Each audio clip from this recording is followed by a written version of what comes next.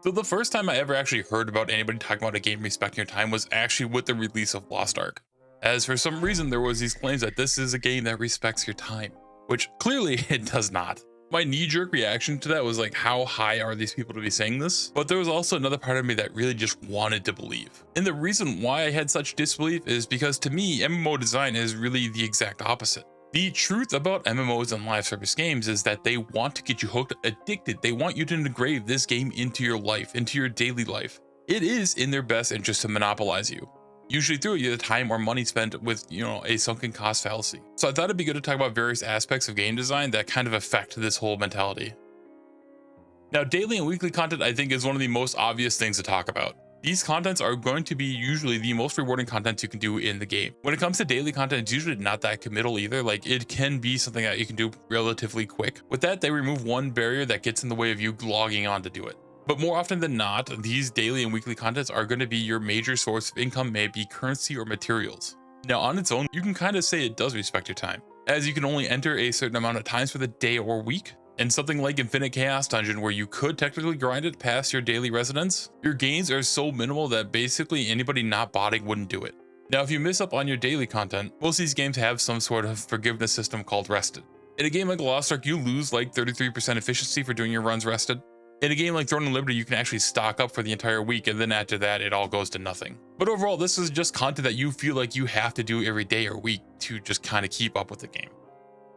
Now, when it comes to how progression has become, there's really two major things. The first being gambling for your upgrades. While in most games there is an element of RNG, like just having the item drop in general, for obvious reasons we're going to use Lost Ark as the example with honing. You hone and gamble your item up to 25 times. The higher the hone, the less chance it has to succeed. On top of that, the cost of just raw gold and materials increases as you go up the ladder. Your daily and weekly content will not scale linear with this, which generally just means you end up doing the same amount of work and more for less, as there is a pretty decent chance in the latter part that you're spending your weeks of materials for getting artisan energy or one hone.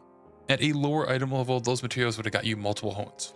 And at the early stages of the game, at the lower item levels, you would get like multiple levels. You'd get like 3 to 5 levels per hone. However, now you're lucky to get a single item level per hone.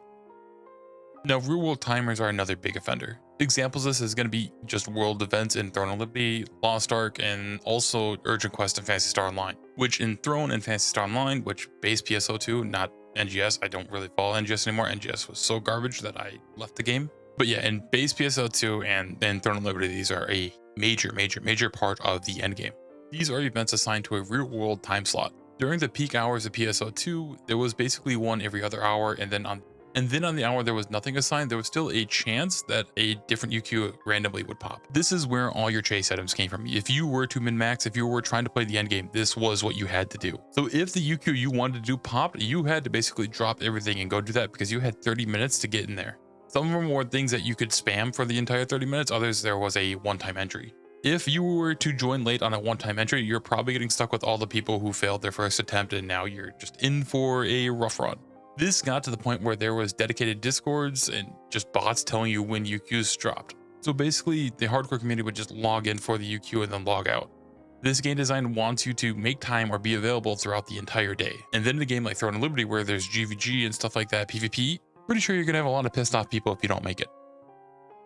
Now, the Endless Chase is basically a cornerstone of freemium games. This is basically when there is no stopping point in doing the content. If you play World of Warcraft, for example, you do the raids, you get the loot from the bosses, and then after that, it's really up to you if you want to keep on going or not. Once you have everything you need from the raid, there's nothing really keeping you there.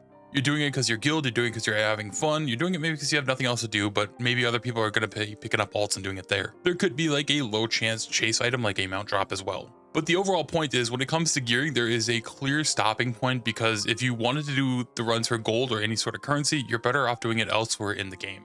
However, with the endless chase design that you often see in freemium games, these contents are still going to be your main source of gold, currency, whatever, and then materials. And they're often going to be the lion's share of it, meaning that you just can't stop. You need these materials and currency to continue with your honing and progression. There is no stopping point, there is no design stopping point. You pretty much keep on doing the content until they replace it with a newer version of content. The example being Lost Ark, you have 3 raids to run per character per week. You eventually will drop one of your current raids for a newer raid, but you will always be running 3 raids a week. And most likely you're going to feel like you can't stop because this is going to be your main currency gain. This kind of design generally ruins content for a lot of people, as everything starts to feel like content for the sake of being content. So content will start off as kind of a fun, enjoyable thing to do. However, the more you do it and how many times ever you do it, it's going to have a diminishing return on enjoyment. So then you end up doing content for the sake of doing it, and then you start to question why you're doing it. So if you are somebody who is doing your daily content while watching YouTube on the other screen, you're kind of already getting to that point. You've probably been at that point for a long time. Because no longer are you doing the content for the sake of the game. You're not doing it because you love playing the game. You're doing it because you feel like you have to do it because this is how you get your gains in the game. In a game like Lost Ark, it's how they manage alts that actually brings a lot of these to a problem. Because a single character is doing 3 Unas, 1 Chaos, 1 Guardian every day, and then there are 3 raids on the week. But then when you bump it up to the 6-man roster, suddenly you have 18 Unas, 6 Chaos, 6 Guardians, and 18 raids a week. And a lot of people don't feel like they can do everything rested. They don't feel like they can miss out anything. This is part of the FOMO design. And thus, people start to feel overwhelmed and burdened by all the things they feel like they have to do. Because even if you want to play a single character, this isn't the game where you can optimally play a single character. One character cannot solo self-found fund itself and keep up with the pace of the content. Not as free to play, that is. I think PSO2 and FF14 did a great job with alt design, which you have your single character, but then you have classes or jobs that you can swap between them. As commonly people talk about not wanting to play new characters or do new characters because they don't want to deal with all these side systems. They don't want to deal with the elixirs, transcendence, and now the line has moved to I don't want to do advanced honing again. But if all those progressions were done on one character, then people would be more willing to play more classes. But obviously transitioning Lost Ark to something like that would take a lot of redesign in a lot of aspects of the game. I'm just saying that the job design is kind of peak for not having to deal with stupid systems multiple times over and over. I'm just gonna throw this out for like the probably 10th time on my channel at this point. I still think Lost Ark would be in a better place today had we not launched with a 6-character roster and like a 3-man roster. As I still think a lot of people burnt themselves out from this feeling that they had to play all 6. There will still be those people who make other rosters on alt accounts or even just other servers. But overall, I think our player count would be higher because a lot less people would have burnt themselves out just grinding the roster 6. The truth is, if you want a game that respects your time, you're unfortunately playing the wrong genre. Disrespecting your time is a key part of MMO design. They want people on the game every day. They want people on the game every hour. A lot of people in this space, they do want a forever game, which is pretty much synonymous these days with just live service itself. However, we've gotten to the point where developers are trying so hard to force you to play the game that it's actually pushing a lot of people away from the game. And in this space, there is a lot of competition where it's hard to really monopolize somebody. When we get to these choke points of progressions in Lost Ark, we lose a lot of people. And that's just because they've gotten to the point where they feel like the time that they're putting in the game isn't rewarding enough for them. Even a game like Infinity Nikki, apparently the costume grind is real and people in that community are talking about how the game does or does not respect their time, which pretty much does not. This overall conversation just has been spreading throughout many games. Maybe it has always been a thing and I just noticed it because of how much of a meme it became in Lost Ark. And I do think it is a good topic to talk about when it comes to game design. Now, I think a game that is very time consuming, that doesn't respect your time, doesn't just make it a bad game by default.